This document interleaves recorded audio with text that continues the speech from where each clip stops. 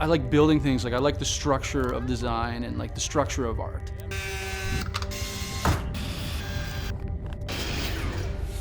In a way, I'm a creative, but I'm like this practical creative. From a young age, my grandpa taught me that anything can be understood if you look at it carefully enough. Things work well when they're designed well.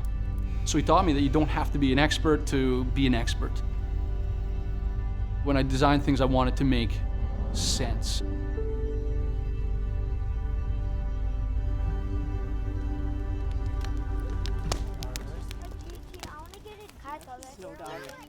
When Kev and I got married, our first home was an Edmonton city bus. And we lived tiny in that bus while we built our home in the country. For us living tiny, that was a way for us to achieve our goals, a way for us to financially be able to get where we wanted to in life. And it also taught me a lot about what really matters. We just have this desire to be good, to advance things and to grow things and to build things. Any decision you make with a purpose, regardless of what your answer is, it's gonna be a valuable decision. It's gonna be a valuable step forward.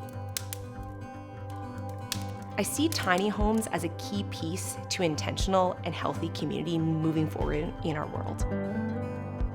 Seeing a tiny home as a mother-in-law suite allows family together. That's healthy community. Allowing people to live nature-inspired. To take a tiny home and put it on a small piece of property so that you can live surrounded by nature and live in a way that aligns with your values. That's the heartbeat right there. To come alongside a couple who wants to shed debt and live financially free, a tiny home can be that for them and allow them to then put their money other places. I really see tiny homes for the next generation as affordable housing, and so for those that care a lot about our climate, a tiny home allows them to live out of a place of value. And I think maybe that's why I resonate so well with people making the decision to live tiny. It's like this step outside of the ordinary. When we're designing a home, it's my job to kind of dig into their life, to understand them, to understand what it is they want to achieve, who they want to be, how they want to live, what's valuable to them, that increases that value, that fosters that way of life. It's important for our clients to have choice and to be a part of the process of customizing their home to who they are. And that's why we have created a series of semi-customizable models. We don't want to create anything that doesn't fit the full and complete life of our clients. So that's why we like to dig in. We like to understand who you are, where you're going, how this home is going to serve you.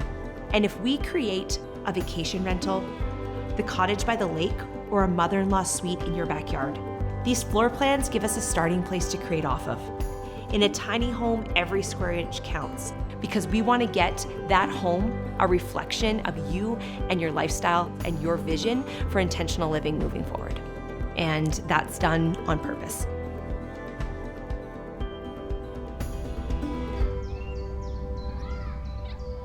When we decided to name our company Fritz Tiny Homes after our family name, it was like a big deal for us.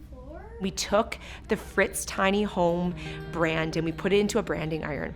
And I remember walking into the shop and Kev had the custom door handle for our tiny home. And he took it and I'm like, I gotta video this. And he branded it and seeing the steam come off and he pulled that away and there's our brand. Our name is gonna be on this product. And there's no better inspiration to want to do a job well, and there's no better accountability to not cut corners than having like our family name, our generational name put on that building.